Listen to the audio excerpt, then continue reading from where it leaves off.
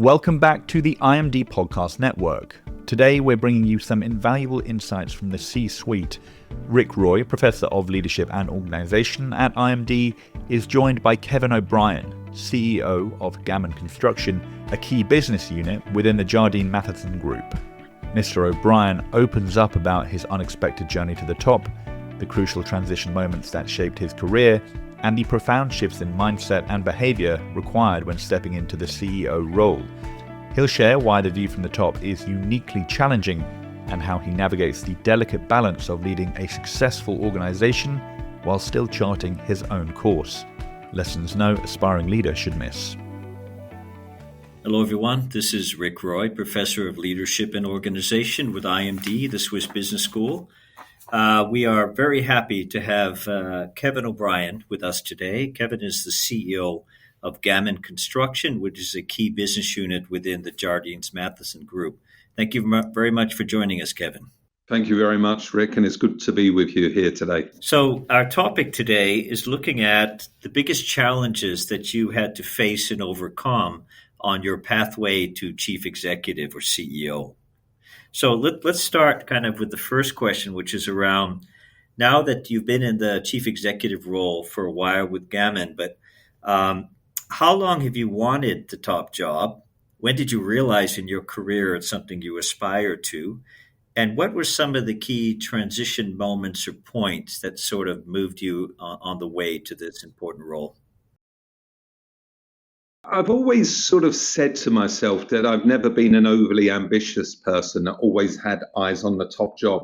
I've allowed myself to evolve as I went through my career. But I guess that I've always been ambitious and I've always tried to do the job that I was then assigned to the best of my ability and looked at that to prove my worth to whoever was supervising me or whoever, as one of my leaders sometimes says, whoever had their hands on my shoulder. So I guess I started to sort of move in my mid-30s away from my area of expertise into a more general management stream and slowly moved up the organization, first of all to board level, then to become an exec director, and then eventually got moved into another business unit elsewhere in the group to prepare myself to come back and do the job that I'm currently doing. And it's very interesting on that journey because through that, I've been through an M&A process. I've been transferred into another business unit. I've come back into my home business unit. And so it's really been a journey of evolution without me necessarily needing to move outside. And listen, there's no perfect route to the top job. Because different organizations, different sectors, different geographies, everything is sort of evolving. And really today what we'll talk about is really my own journey that hopefully some other people can pick snippets up from, but no two journeys are the same. That's a really good point. This is a bespoke journey for all of you aspiring to C-suite or CEO roles. I think it's an important message, Kevin, you've provided here. As you were progressing into the C-suite, into the chief executive role, and even into your board directorships, how is a chief executive role different than the other C-suite roles, say the CFO, the CHRO, the other folks that are reporting to you? How is it different in your mind? Yeah, but one of the things, particularly in that move from the director or an exec director up to the CEO role, you have to be very aware that all eyes are on you. All eyes are on you. All eyes are on your moves. All eyes are on your actions. All eyes are on your words. All eyes are on your behaviors. And you have to be conscious of that. And you also need to understand that it's more difficult to build allyship in the boardroom when you are the CEO than when you're in those other positions where you're amongst peers. So some people may say that the CEO role is a little bit lonely, but one of the things that I'm very conscious of is not to be too fast in making actions, to listen a lot more in the role that I'm doing now. And it's this observe, learn, plan, to take account of the situational analysis, particularly when you're new into that role. And one of the things that I've always liked to do when I've moved into, particularly in the leadership role, is the interviews with the leadership team as I've come back in. And so we spend a lot of time outside looking into the behaviors of the CEO. But when you are the CEO, sometimes you need to be a little bit more specific as to answers that you want. And so when I came back on board into Gammon in 2021, one of the things I did was I held interviews. I spent an hour with 60 top leaders in the business, and every one of them got the same list of questions. It was a questionnaire that I curated over about 3 months before I came back on board to try and find answers out to particular points. But it also gave me a pulse check of the organization. It gave me a pulse check of the team's competence. It gave me a pulse check as to what was going in within relationships within the team. And still to this day, some 4 years later, I still am able to mentally reflect back on some of those conversations and look at how it's impacting the organization as we stand today, or individuals' journeys as they've continued to evolve on their own transitions through different roles to this day. And so for me, those interviews, and they were quite hard because I told everybody that they couldn't not answer any questions because I'm now sitting in the leadership role and I wanted to be very direct. And so it took some of them, took some sort of particular work to get answers to the questions because they were very sort of pointed questions. But as I made the comment, I said to everyone, and I've been honest to this day, that they were Chatham House rules. What we said in that room with the 1 hour I had with those 60 people would stay between us. It's always stayed between us. But I've used it to inform my direction of travel as I came out and planned the way forward as I went on the journey, the new strategic journey with the business. So I think the takeaway there is listen deeply to the managers, the organization, and really get a deep understanding of where the organization culture sits today before you started to make any big moves. Yeah, and that's very fair, sort of summing up. The key thing is people need to understand I had been in Gammon for a long time, but I was part of the team, and now I was leading the team. And so I needed to listen to answers as the leader rather than just as another member of the team. And that was quite an important thing. And coming in, understanding the culture doesn't mean to say that you're going to be best equipped to take the organization forward as the leader. It's a really good point. As you transitioned into chief executive from being a peer as part of the executive team, were there some professional or personal shifts you had to make? Communication, time management, stakeholder management, that you had to make as you stepped into the role to succeed? Absolutely, Rick. And one of the key things that sort of you need to assess is what is the new job? What is the new job brief that you're going to be doing? You have to be very careful to leave behind what you used to do and empower people that are now stepping into your shoes to do the job properly and not overshadow them. Because if you don't empower the organization, then you start to lose effectiveness within the organization. And so I was very clear there was a number of, I always remember when I first stepped into the leadership role, people would always queue up at the door with problems. And that would be external people, external stakeholders, and internal. People would come, right, here's a list of things that you need to deal with first, Kevin. And I was very clear that I wasn't going to get stuck in a quagmire of dealing with those issues. Of course, they needed to be dealt with. But I was very clear in terms of letting go of things that I used to do or things that needed to be handled by other people. I would listen and I would make sure that the responsibility was passed on to the respective member of my team. But I was very clear not to get sucked in, as some people see. And I listened to this time and time again as people are getting ready to go into new roles. They're being loaded up with baggage of challenges within the organization rather than looking at clarity of what I need to do for tomorrow and the day after tomorrow.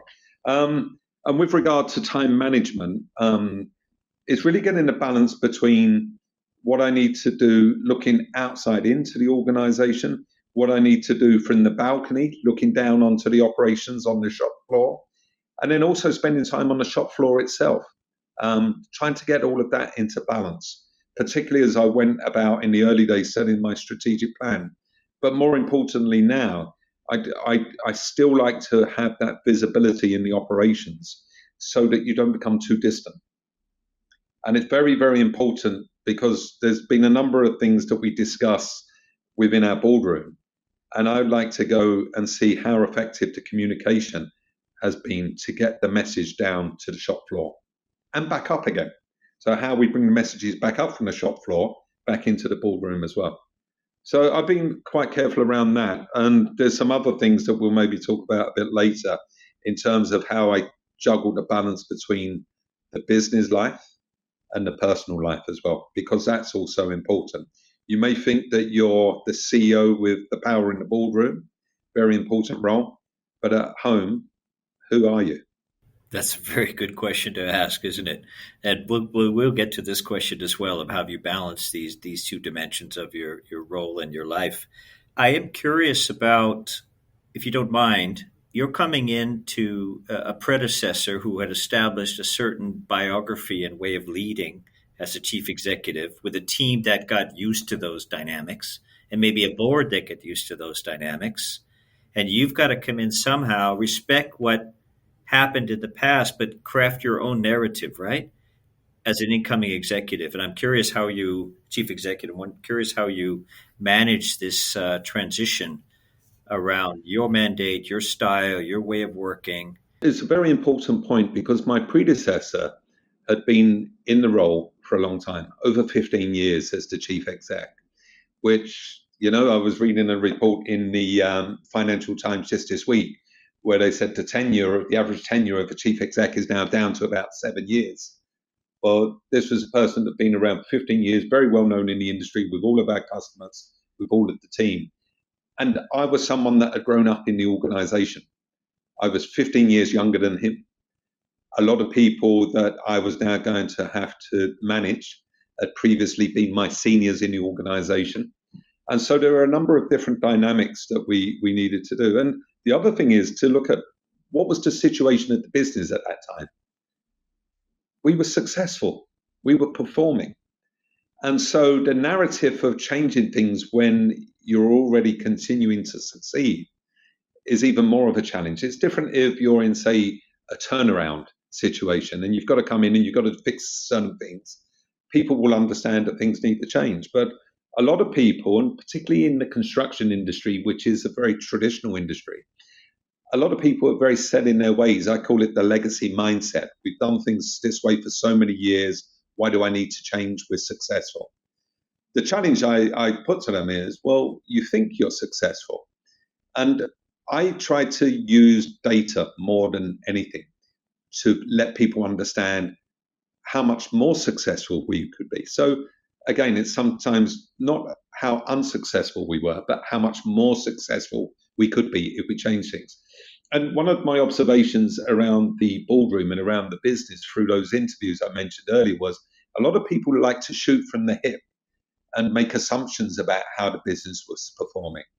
And so one of my first pieces of work was to actually do the analytics of how the business was performing and take the team away, the leadership team away, and look at what the reality was versus how we set things out to perform versus how we actually performed. And there was a measure of underperformance on certain aspects of the business. And so then I said, well, if we were able to close those gaps from a success point of view and be able to measure them, how much better could we be? And so that's the narrative that I started to build when I first came on board. And it was really having to think through that narrative, how we got people on board with the journey. And it was changed because we also started to do a bit of transformation as well. So the business was succeeding, the business was busy, and we were going to go on a transformation journey as well. So this ambidexterity starts to come in. How are we going to play with this? And And a lot of it came down to mindset. A lot of it came down to behaviors. A lot of it came down to identifying the evangelists that we were starting to see. Some people didn't want to come on the journey and decided of their own accord to step off. That's fine.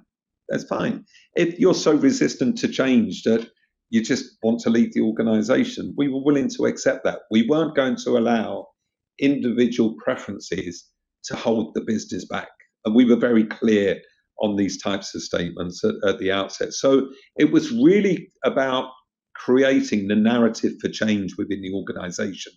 And I was quite lucky that there were a few positions that were changing at the time. Two of the early changes I did in the leadership team. One was the CFO and the other one was the CHRO, which for me in the CEO position, obviously critical roles. And some of that was around natural succession, and some of that was around the need to change to build the right team. If I can just build on this this set of activities that you undertook, was there a point at which you put forward a North Star or a vision or what Gammon would become, and what was the timing for that, and how did you sell or align around that? So we did some work. We brought in some external help to help build the narrative around it.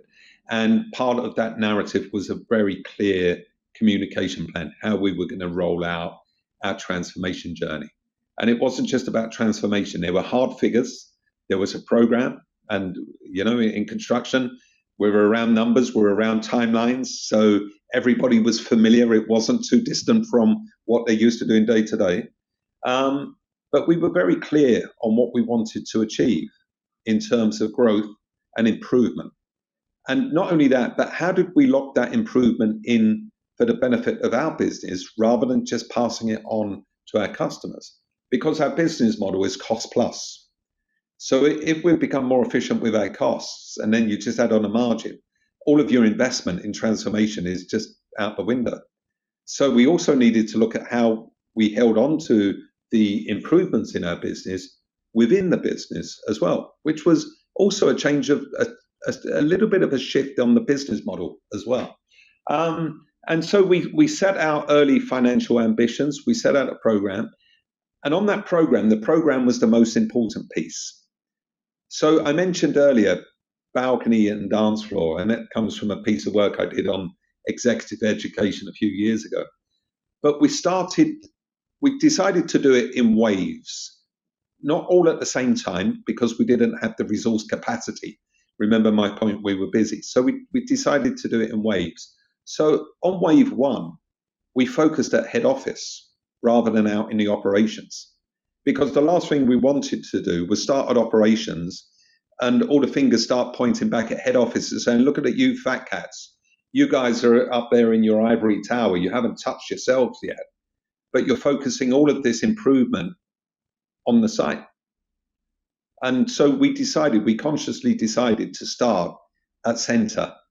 And then on wave 2 and 3, we've slowly rolled it out to the core of our operations. And that really helps because people have some of the naysayers have now seen the change that we've made in the way that we do things at center. And then we've started to look at then how do we transfer these types of projects and initiatives out to the core of our operations. So it's also about how we got people on board as we went along on the journey as well. Yeah, very good. If we could come back to the dimension about the personal impact to you, would you mind sharing, if you don't mind, the personal impact of stepping into chief executive for the first time? And how did you manage that, particularly in the first 12 or 18 months? Yeah, so one of the things that I've become better at over time is dealing with stress. And, you're young, you're ambitious, and you maybe bang the table a bit too much. And over time, you get 360 appraisals done and you need to tweak this and tweak that. So over your career journey, you've got to be careful to pay attention to the feedback that you receive over time. And be aware that that feedback evolves over time as well, as long as you do something about it. And so one of the things I've always consciously done is take account of feedback and how that takes me on the next stage of my journey. And so I've become a better manager of stress. I've become the person in the room that tries to bring the temperature back down when conversations get a bit heated across the table. And that has been probably one of the biggest changes. But as I take it from the boardroom or the office to home, I have to park it. And it's been great having a partner, my wife, who's from time to time reminded me, Kevin, you're at home now. At the office, you're the CEO. At home, you're dad. And you need to understand that the reaction you're going to get at home will be very different if you bring the behaviors from the office home. So one of the things that I appreciate is when I get feedback is that, and listen, you have to be genuine in the role, but you also need to be aware of your executive presence in the office, and don't bring that executive presence into the house, because it's not going to go down too well. And so, and by having that healthy relationship where you can get honest feedback in the home, but also being genuine in the work environment as well, it's a great balance to have. And you've really got to be very, very careful about it. You've got to be aware of yourself in the situations. You've got to be aware when you're entertaining customers. You've got to be aware of your position. You've got to be aware where you're at various engagements where other stakeholders are present. But you've also got to be aware when you're at the parents' meeting at the school that you're not talking to them at the CEO. You're talking about your kids with the teachers, and they're in the driving seat. That's a wonderful set of summary about this what we call situational self-awareness, and how you are leveraging a range of behaviors, right, and communication style based on where you are and what is the context you're trying to affect. Yeah. And that awareness is so, so important. And it can change from you and I having this conversation now, and then in 45 minutes time, an hour's time, I'm sat at the dinner table with the family, versus I'm into the boardroom tomorrow morning at 8 a.m. And so it's very dynamic, but you have to be aware of it, and you have to be aware of how the conversation changes. Not how you change, but how the conversation changes and your behaviors change. Very good.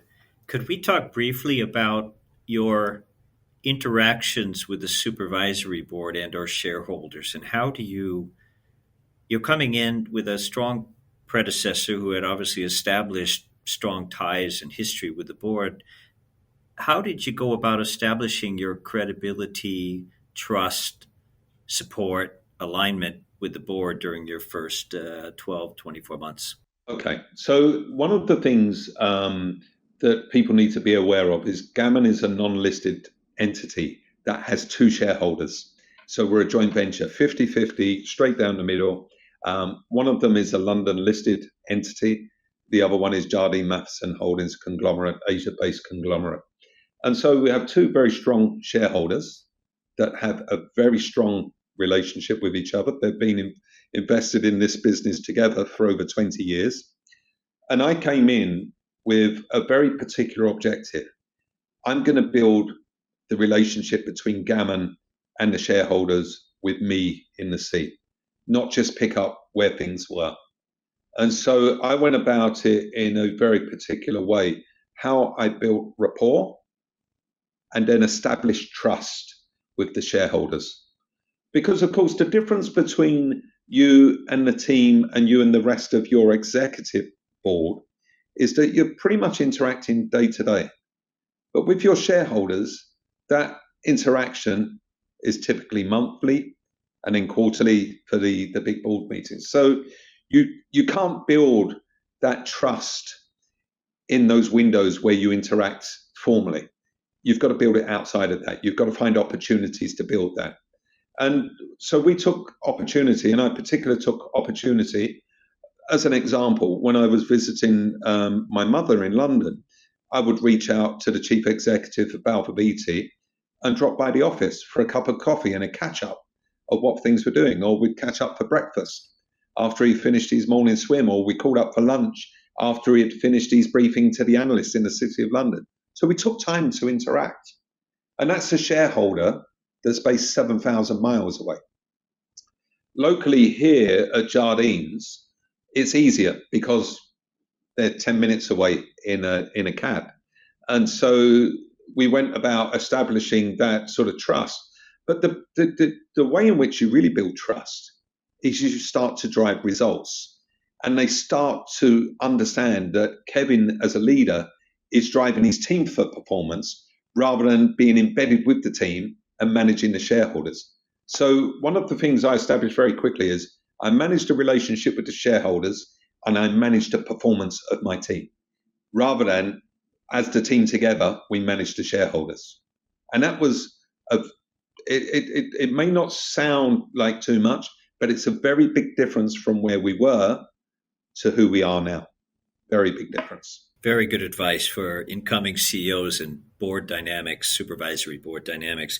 One final question, Kevin, is around what are the pitfalls or potential derailers if you were mentoring, advising a first-time CEO? What would you suggest to that incoming CEO to be careful of regarding pitfalls or potential derailers in the first 1 to 2 years in the role? So I mentioned it earlier, and we have to be aware as CEOs, we've all come from somewhere. Quite typically, we've come from a particular area of expertise. My background is a chartered surveyor. Other people are engineers. Other people may be military. Other people are medical professionals or a lawyer or whatever your area of expertise. You've got to be very aware that that is not what you're doing when you're in the CEO seat. That is not why you've been appointed. Even if you're a lawyer and you're being appointed as the senior partner, you're not there to sort of crunch out the words and the documents that you used to do when you just finished your sort of internship and you're a freshly qualified lawyer, burning the midnight oil. You've really got to focus on what is your new role, what is expected of you by your shareholders. They may be your fellow partners, or like me, they may be your supervisory board. If you're a listed company, they are the shareholders that hold your stock in the market. What are they expecting of you to do? So it ties back a little bit to what I said earlier about letting go of what you used to do, about clearly establishing what's expected of you, and about understanding what's going on in your space, in your sector, in your geography, what the landscape looks like ahead. Because your job is about focusing on not what's happening in the business today, that's part of what you do, but your job is about how you lead the business forward for success tomorrow, the day after tomorrow, next week, next year, and 5 years beyond. So you've really got to start to think forward a lot more. And you've got to start to understand, sometimes you hear the analogy of whether you're a left to right thinker or a right to left thinker, right? You've got to set out your stall. Where do you want to get to? And then you can work back, right, how am I going to get there? And so just by being good at the job you used to do, you need to understand that that's not good enough as you step up to be the CEO. That would be my first point. The other thing is that I really stop to listen into the gut feels within your organization.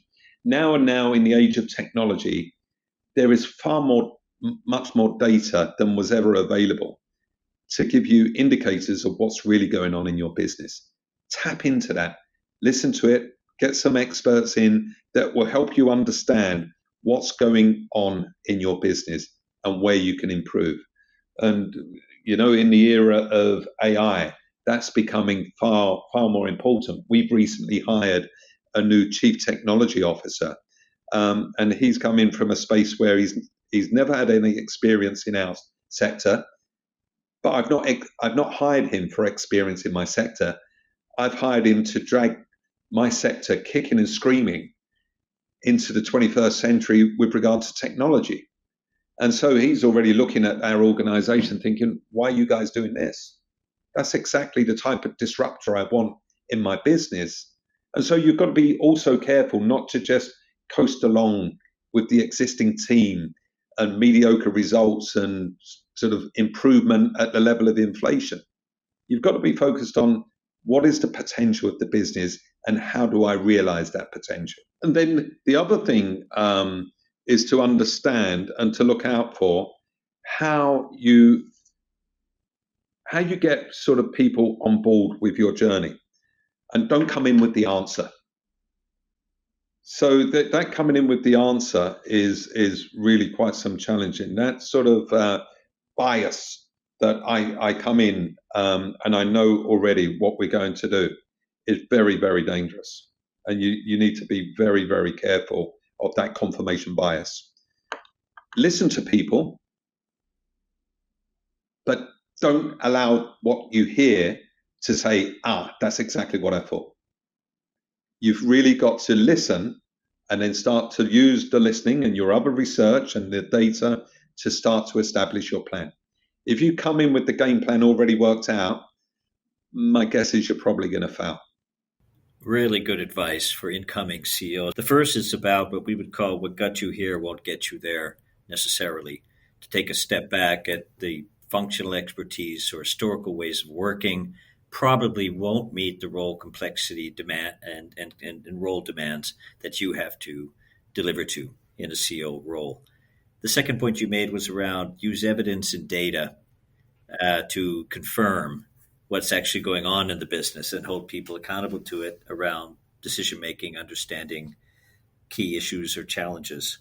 I think the third you talked about was your role as a chief executive is to understand what is the actual potential of the business, and then how do we unlock it, and how do we practically unlock this, right? And the last one you had about getting people on board with the journey, right? And how you enroll people and you get them embedded into the journey where they're seeing their future and the future you're articulating. That's quite inspiring. Exactly. I think Michael Watkins' book, right? The first 90 days is how to avoid organ rejection. Exactly. Right? Very good. How you get people slowly build and continue build, but have a game plan as how you build. Really wonderful. Look, Kevin, thank you so much for spending time with us today to share your wisdom, experience.